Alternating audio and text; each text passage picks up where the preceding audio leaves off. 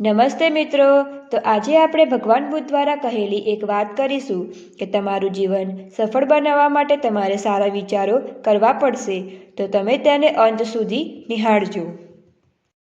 તો હવે જાણીએ કેવા વિચારોથી તમારું જીવન તમે સફળ બનાવી શકશો। તમારું જીવન શાશ્વત છે એ જાણી તમે વધારે વિનમ્ર બનો છો। 6 અજબ કરતાં પણ વધારે લોકો આ વિશ્વમાં જુદા જુદા દેશોમાં અને ઘણા જુદા વાતાવરણમાં રહે છે। કેટલાક ભૂખમરો વેઠે છે, કેટલાક સારી રીતે તૃપ્ત છે, કેટલાક બુદ્ધિશાળી છે, કેટલાક નથી, કેટલાક સારી રીતે તંદુરસ્ત છે, કેટલાક નબળા છે, કેટલાક ઉજળી ચામડીવાળા છે, કેટલાક શ્યામ ચામડીવાળા છે, કેટલાકને સુખી કુટુંબો છે, કેટલાકને નથી। આ 6 અજબ કે એથી પણ વધારે લોકો નિષાદ પ્રકારના સંજોગોમાં અને પરિસ્થિતિઓમાં જીવન વિતાવે છે। જરા કલ્પના કરીને જુઓ કે આ વિશ્વને ઈશ્વર કયા પરિપ્રેક્ષ્યમાં જોતો હશે।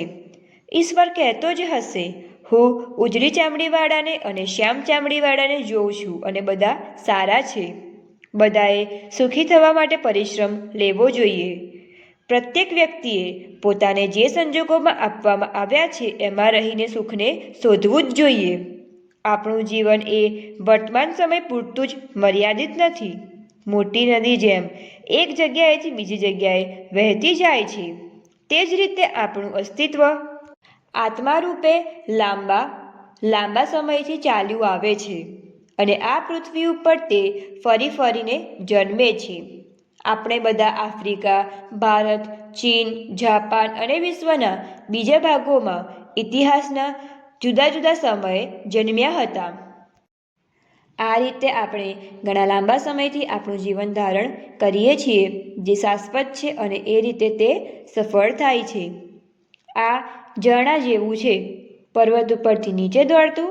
નાની ખીણમાં પાંદડાઓ નીચે થઈને આગળ મુસાફરી કરે છે, પછી એ ઝરો બને છે।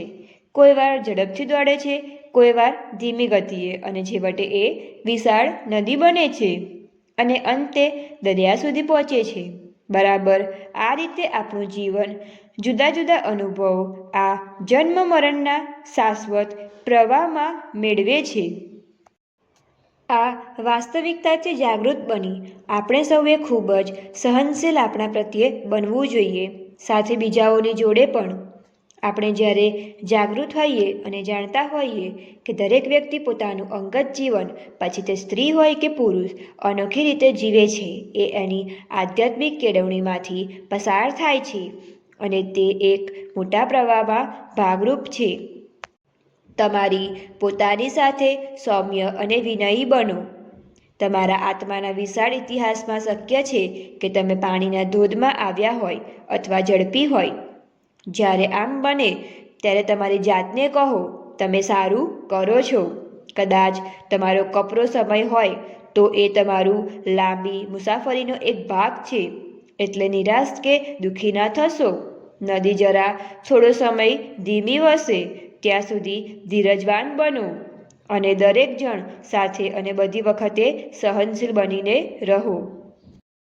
બસ આવી જ રીતે હું મજામાં છું એ જીવન મંત્ર પોતાના જીવનમાં અપનાવી લેવાનો અને બધા જ સુખ દુઃખને આ જીવન મંત્ર સમજીને અપનાવી લેવાના અને અંતમાં તમારા બધા જ કાર્યો સફળપૂર્વક થઈ જશે।